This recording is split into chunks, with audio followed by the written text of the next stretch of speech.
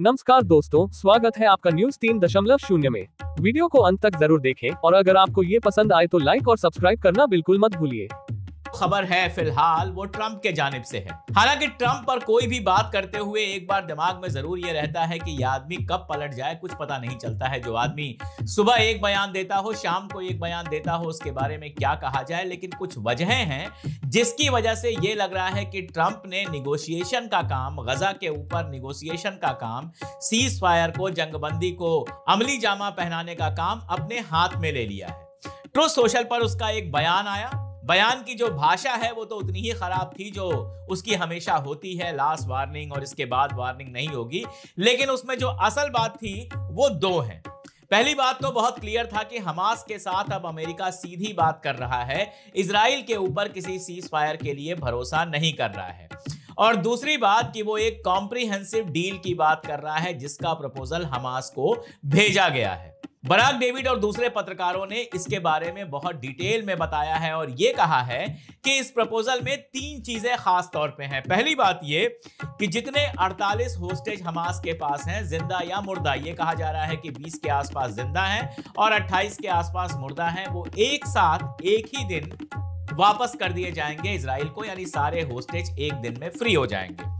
लेकिन इसके साथ साथ 2500 से 3000 फलस्तीनियों को रिहा करना पड़ेगा इजराइल को। ये तो हो गए पहले दो पॉइंट्स। और तीसरा पॉइंट यह है कि इसमें कंडीशंस काफी लगाई गई हैं, गारंटीज काफी रखी गई हैं इस बात के लिए, जो हमास की दिक्कत हमेशा रही है कि हम एक दिन में रिलीज तो कर देंगे लेकिन अगले दिन सारी शर्तें तोड़ के इजराइल फिर से अपनी हरकतें शुरू कर देगा, तो कौन रोकेगा। इस बात की गारंटी देने के लिए कि इसके बाद इजराइल अपनी जंग तेज नहीं करेगा और बात लगातार जंगबंदी की होगी, जंग को मुकम्मल तौर पर खत्म होने की होगी। इसमें एक कंडीशन तो यह है कि इजराइल अपनी सारी आर्मी हटा लेगा, गजा में जो कुछ चल रहा है उसको तुरंत रोक देगा और इसके तुरंत बाद जंगबंदी की निगोशिएशन शुरू हो जाएंगी जिसमें अमेरिका भी एक पार्टी होगा, यानी मुकम्मल जंगबंदी, कंप्लीट सीज फायर की बात इसके बाद शुरू हो जाएगी। ये इस पूरे के पूरे प्रपोजल में है। जब ये प्रपोजल N12 जो इजरायली अखबार है उसमें छपा तो एक लाइन छप गई कि अभी तक हमास इस पर तैयार नहीं हुआ है, सारी जिम्मेदारी हमास पर डालने की बात हमेशा होती है। अब ये खबर आ गई है कि हमास ने कहा ठीक है, हम इस पर तैयार हैं, हम तो पहले भी इस तरह की शर्त मानने को तैयार थे जिसमें हम होस्टेजेस को छोड़ देंगे, आप हमारे होस्टेज को छोड़िए और उसके बाद जंगबंदी का प्रोसेस शुरू हो, तो हम इस बात पर तैयार हैं। आप सेना हटाने की बात कर रहे हैं, ये भी अच्छी बात है, हम इस पर तैयार हैं। हमास का ये बयान भी आ गया, हमास ने ये प्रपोजल एक्सेप्ट भी कर लिया और तमाम अखबारों में यह बात छप भी गई कि हमास ने यह प्रपोजल एक्सेप्ट कर लिया है। कहा यह जा रहा है कि इजराइल भी इस पर बहुत सीरियसली विचार कर रहा है। हर बार तो यही होता है कि एक प्रपोजल इजराइल से बात करके भेजा जाता है। इस बार कहा जा रहा है कि ट्रंप जो है वो विटकॉफ के साथ, जो उनके स्पेशल एनवाय हैं मिडिल ईस्ट में, उनके साथ गोल्फ का एक गेम खेला उन्होंने, वहां पर ही ये बात हुई और उसके बाद विटकॉफ से उन्होंने कहा कि किसी भी तरह से इस जंग को अब रुकवाओ। विटकॉफ ने एक इजरायली पीस एक्टिविस्ट जो अमन के लिए काम करते हैं उनके थ्रू हमास से फिर से कनेक्ट किया और हमास के साथ और इजराइल के साथ बात करके यह प्रपोजल तैयार किया। हमास इस पर तैयार हो गया है। हर बार यही होता है कि इस तरह का एक प्रपोजल बनता है, हमास तैयार हो जाता है और उसके बाद इजराइल जो है वो किसी तरह से वहां से पीछे हट जाता है। अब आप देखिए, आज ही प्रपोजल की बात आई है और आज ही इजराइल का जो रक्षा मंत्री है सार, उसका बयान आया है कि आज एक जलजला नाजिल होगा गजा के अंदर, गजा के ऊपर एक हरिकेन आएगा, पावरफुल हरिकेन आएगा गजा के ऊपर। मतलब क्या है कि गजा के ऊपर बमबारी होगी। तो एक तरफ सीज फायर की बात चल रही है, ट्रंप सीज फायर की बात करते हैं, सारे हमास को घेरे में लेते हैं और दूसरी तरफ ठीक उसी समय इजराइल जो है गजा के ऊपर बमबारी की बात करता है। तो फिर ट्रंप का इसमें इंटरेस्ट क्या है? मैं ढूंढ रहा था, इजरायली अखबार ही ढूंढ रहा था, मुझे लगा कहीं से कुछ तो मिलेगा और मुझे मिला जेरूसलम टाइम्स में एक इजरायली एक्सपर्ट का आर्टिकल मिला जिसमें वो कहता है कि अगर गजा के ऊपर बमबारी ऐसे ही जारी रही तो ईरान दोबारा से अटैक कर सकता है इजराइल के ऊपर। हालांकि दोबारा से का मामला नहीं है, शुरुआत तो पिछली बार भी इजराइल नहीं की थी, ईरान ने कोई अटैक नहीं किया था।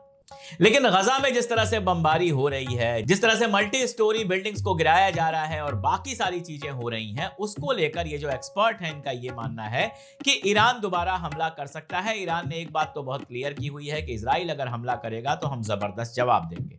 अब ईरान अपनी तरफ से पहला हमला करेगा इसकी उम्मीद तो मुझे नहीं है, लेकिन डायरेक्ट की जगह इनडायरेक्ट हमले तो हो ही सकते हैं।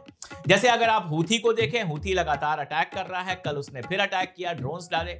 जब ड्रोन्स पहुंचे तो पहले तो इजराइल की आर्मी ने कह दिया, जैसे हमेशा कह देते हैं कि हवा में मार दिया, कोई इसका असर नहीं हुआ।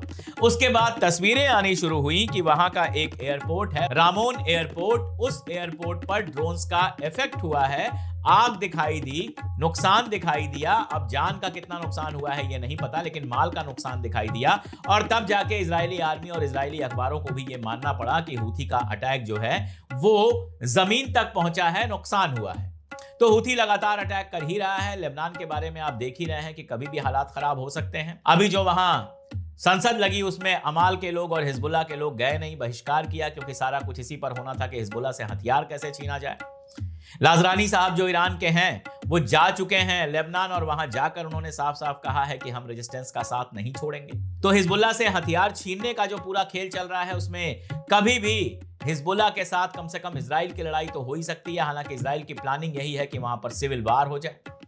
तो हालात जिस तरह के हैं, मुझे लगता है कि ट्रंप नहीं चाहता कि बहुत दिनों तक गजा की लड़ाई चले, क्योंकि उसको पता है कि सारा मामला गजा का है। गजा जब तक खामोश नहीं होगा, गजा में जब तक शांति नहीं होगी, तब तक किसी भी हाल में मिडिल ईस्ट में शांति होने वाली नहीं है। दूसरी बात, रिविएरा के प्लान को लेकर मीटिंग हुई थी, ब्रोशर वगैरह जारी हुए, लेकिन सबको पता है, तमाम आर्टिकल इजरायली अखबारों में ही छपे हैं और जगहों पर भी छपे हैं कि रिविएरा ख्वाब तो बहुत अच्छा है लेकिन पूरा नहीं होने वाला है।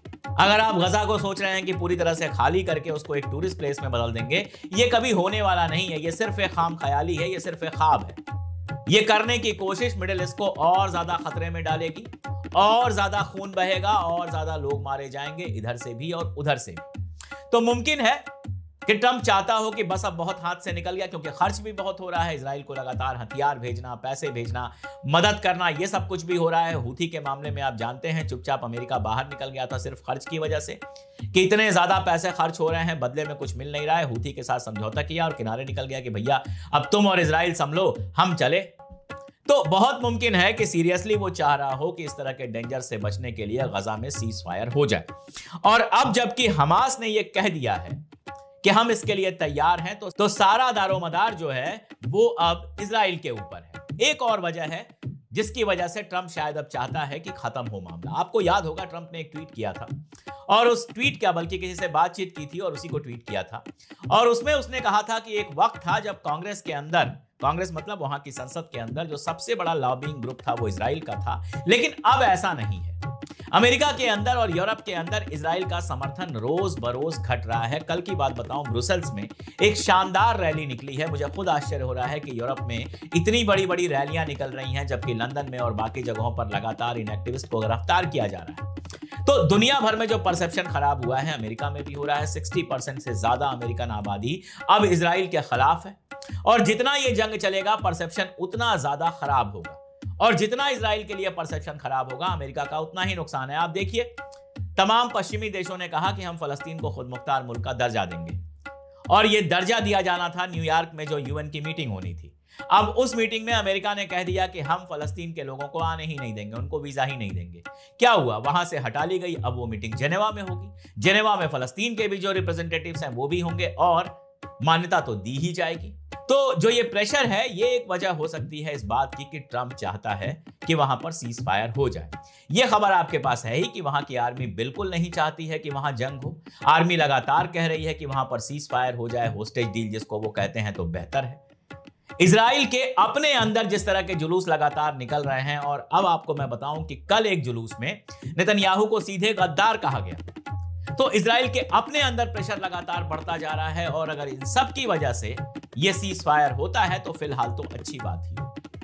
मैं सच बताऊं कि कई बार वीडियोस करने का मन नहीं होता है। गजा में जो कुछ चल रहा है, जिस तरह से रोज 100 से ज्यादा लोग मारे जा रहे हैं, जिस तरह से अच्छे खासे घर गिराए जा रहे हैं, जिस तरह से लगातार कहर बर्पा हो रहा है, कई बार मन ही नहीं करता है कि वीडियो बनाया जाए और आप तक खबर पहुंचाई जाए। बुरी खबरें तो आप तक पहुंच ही जाती हैं। फिर भी मैंने आपसे वादा किया हुआ है और अपने आप से वादा किया हुआ है कि हक की आवाज लगातार उठाता रहूंगा, सच बोलने की कोशिश, मिडिल ईस्ट की और खास तौर पर गजा की खबरें आप तक पहुंचाता रहूंगा। तो मेरी कोशिश होती है ये खबरें लगातार आप तक पहुंचती रहें। अभी हमने सैयद आकिब साहब से बात की थी, वो बातचीत आपने सुनी होगी। आज जो सबसे बड़ा मुद्दा है और सबसे बड़ा सवाल है वो यही है कि क्या इजराइल इस सीज फायर के प्रपोजल को एक्सेप्ट करेगा। अगर इजराइल इस सीज फायर को एक्सेप्ट करता है तो फौरी तौर पर निश्चित रूप से गजा के लोगों को राहत मिलेगी, जंग रुकेगी और कम से कम लोग थोड़ा सुकून की सांस ले सकेंगे। हम तो यही चाहते हैं। उसके बाद यूएन के अंदर देखते हैं यूरोपीय मुल्क जो इतनी बातें कर रहे हैं फाइनली करते क्या है। सऊदी अरबिया भी उसमें शामिल है